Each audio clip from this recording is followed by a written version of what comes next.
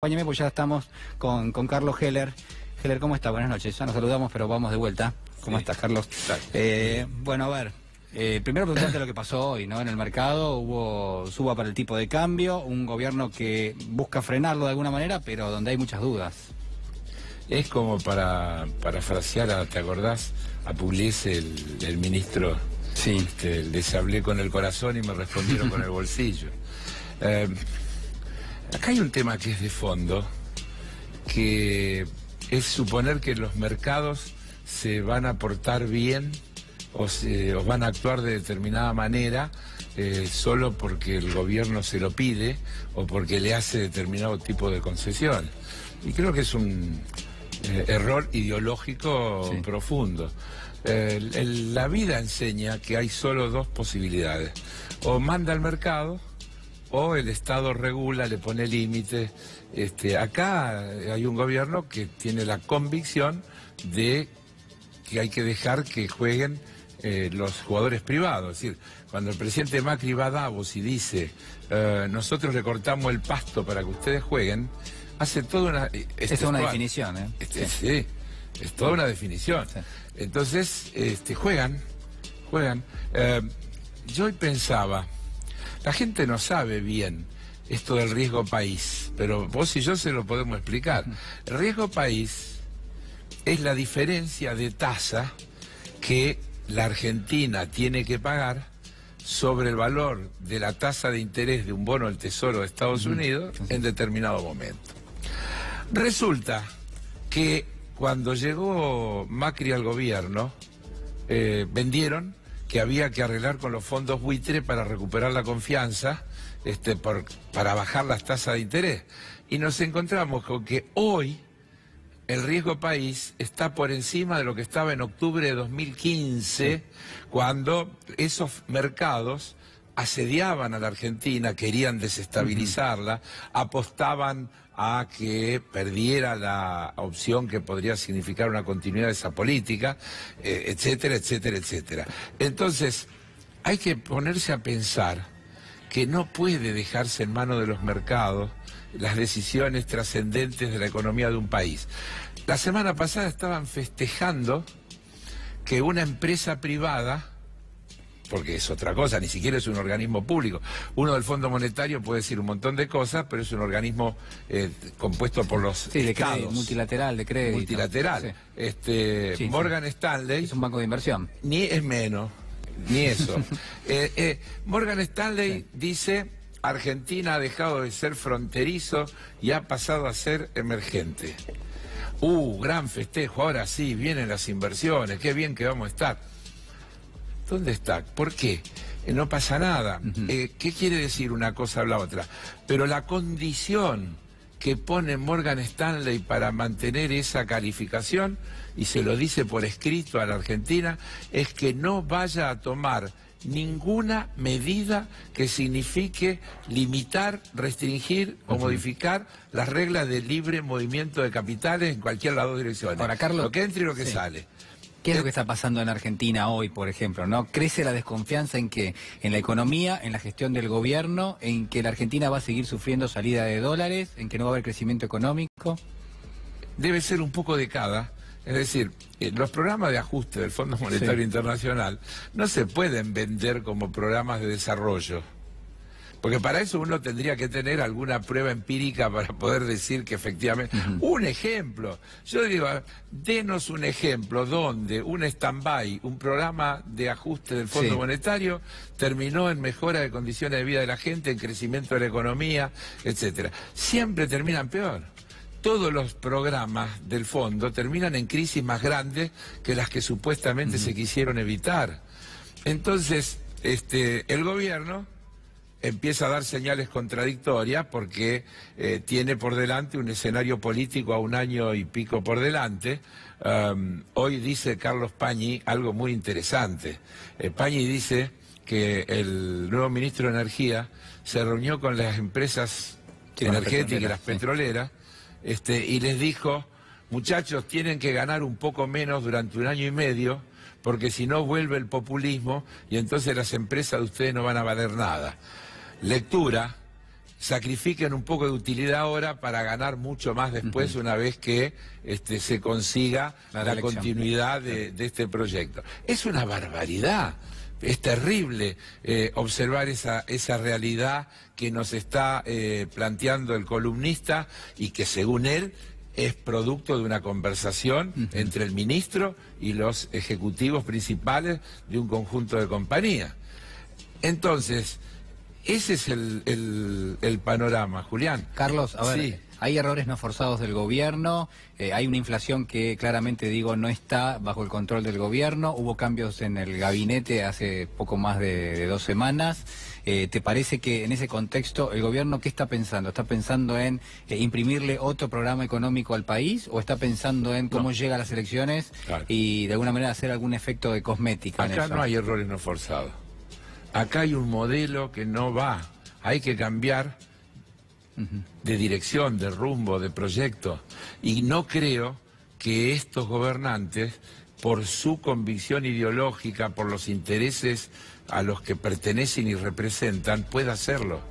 Lo que va a hacer siempre son cuestiones cosméticas, ganar tiempo. Es decir, no aumentemos tanto las tarifas o los combustibles, vayamos un poco más despacio para que el descontento social no siga creciendo y para que tengamos chance de poder ganar la próxima elección. Es de una perversidad notable el pensamiento, la elucubración.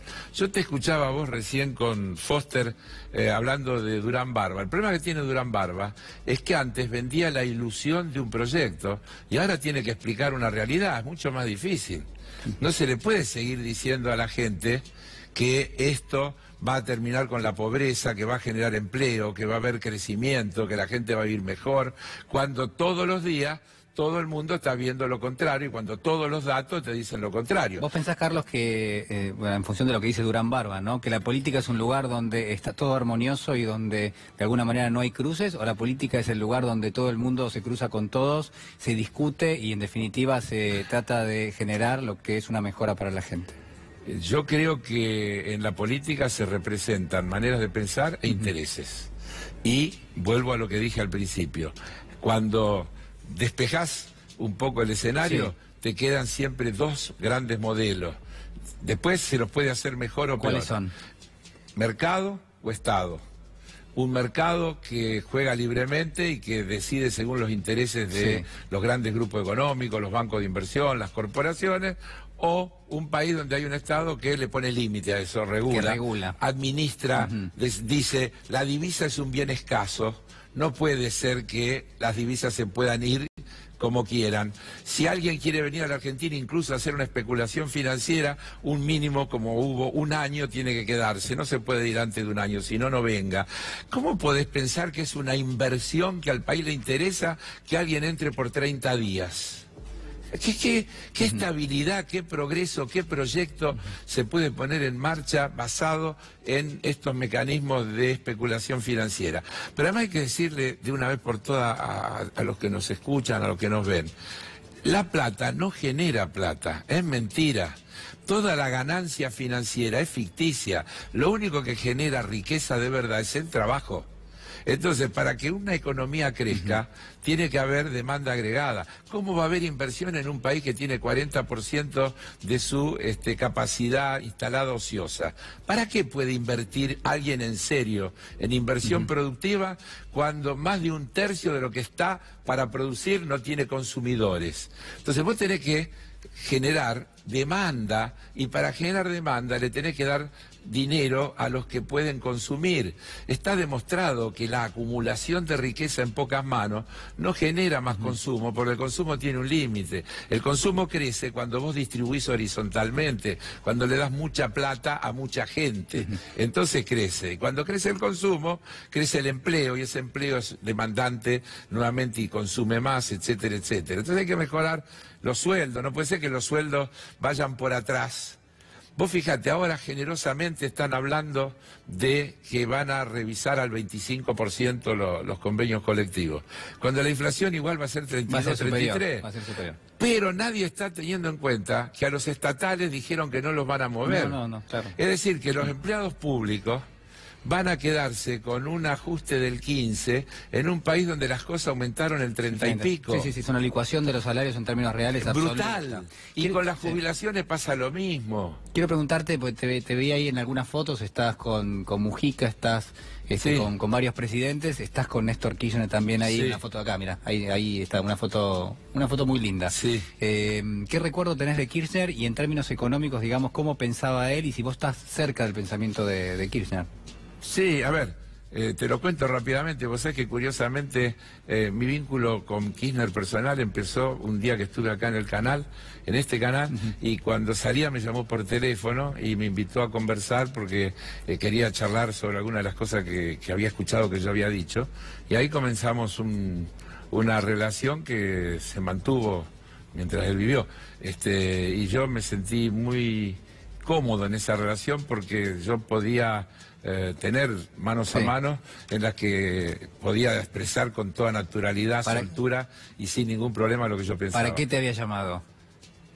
Ni me acuerdo. ¿No te acordás? Ni me acuerdo. Es algo que dije como ahora, si alguien está viendo. Sí, pero para reclamarte algo. No, al revés, era para profundizar sobre una cosa que le había gustado que yo había dicho. Dijiste. Sí, que le había parecido interesante una formulación que yo había dicho. Se generó un vínculo de mucha confianza. Yo me sentía muy cómodo con él. Ya te digo, porque él me llamaba, o yo lo llamaba, le pedía verlo, y siempre en 24 o 48 horas me recibía y charlábamos. ¿Con Cristina? Con Cristina me llevo bien. Tengo muchísimo más trato ahora desde que no es presidenta. Cuando fue presidenta tuve mucho trato institucional. Acompañé como diputado varias misiones al exterior y tuve ahí oportunidad de conversar, charlar mucho.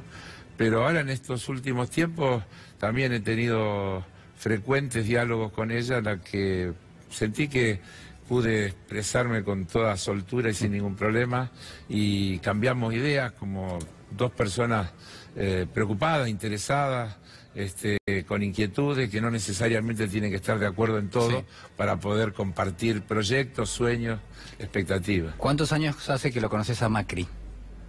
Yo digo siempre que tengo el honor de decir que soy el tipo que más veces perdió con Macri. Porque claro, Macri estuvo en mi oficina, en el banco, en mi oficina, con el señor Salvestrini, los dos, a pedirme que yo le pida a Antonio Alegre que se corra y que le deje el lugar para que él ocupe la presidencia, porque él tenía un proyecto político y tenía que ablandar su imagen dura de empresario. O sea que pasaba a Boca Juniors para hacer una especie de escala intermedia con la función pública. Le dijimos que no era aceptable esa idea. Él fue a elecciones y nos ganó. Y quiero decir una cosa, para que se entienda que el proyecto era así. Mirá, el Coti Nosiglia, Luis Barrio Nuevo, Puertas, para decirte algunos nombres que recuerdo que operaban con él. En algunos hasta puedo entender, el Coti Nosiglia es un conocido hincha de Boca. Decime qué hacía Barrio Nuevo operando en la interna de Boca en una elección donde Macri aspiraba a la presidencia. Así que yo en realidad lo conocía antes. Yo lo conocí a Macri cuando la empresa Sebel decidió ofrecernos ser sponsor de Boca con la condición de que nosotros consiguiéramos que también River aceptara. Porque temían, ya nos había pasado antes con Fate, fue la primera experiencia, que temían que la identificación con uno de los dos fuera demasiado fuerte para el resto. Y entonces con Marín, que era el dueño de Marín y Asociado, que era la agencia de publicidad que tenía la cuenta de Sebel, vino a verme y me planteó el tema de que querían ser los sponsors del club, pero que nosotros teníamos que hablar con River para que River aceptara, cosa que efectivamente sucedió. ¿Ese Macri es el mismo Macri que hoy está en la Casa Rosada? Debe ser, se llama Mauricio, ¿no? No, sí, está bien, pero digo, en aquel momento era incipiente, era alguien que aspiraba a la carrera política, hoy es el presidente de la Nación. Yo a Macri no lo trato para nada, no te puedo dar una opinión porque sería injusto. Es decir, yo digo con toda naturalidad y franqueza que siento que mi pensamiento está en lo opuesto absolutamente del pensamiento del presidente. Lo digo así, porque creo que tenemos visiones contrapuestas. Yo tengo por ahí guardado una grabación donde él en una nota dice de mí, una nota que le hace Marcelo Araujo y Julio Ricardo en Canal 7, sí, donde él dice que yo sería un buen presidente de AFA porque tengo condiciones de buen administrador, etcétera, etcétera, etcétera, pero que tengo un defecto, dijo en esa nota.